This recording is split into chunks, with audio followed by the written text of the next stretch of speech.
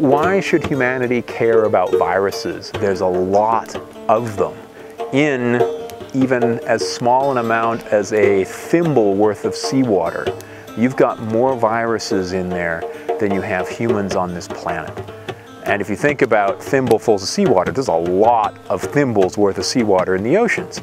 So what those viruses do actually is very, very important, because there are just so many of them. Some people have said that there are as many viruses, if you put them all together, it'll be as many in terms of mass as 75 million blue whales. If you lined up all of these viruses end to end, they would go about 200 million light years.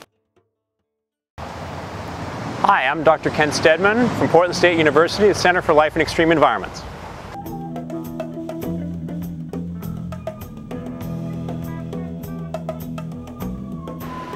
So this is the dual beam microscope here that we have at the Center for Electron Microscopy and Nanofabrication at Portland State University.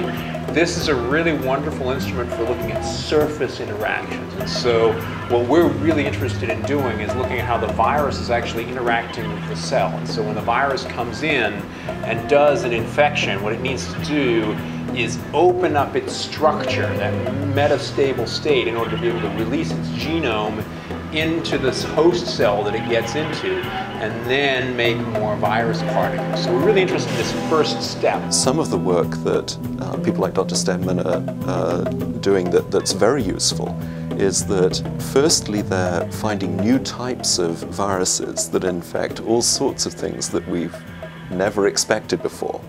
And so that increases the palette, if you like, of the different types of viruses that one might try to use. The second aspect is that they're working in environments that are not very friendly to most of life. There are specific life forms that have evolved in these high temperatures and chemically toxic environments.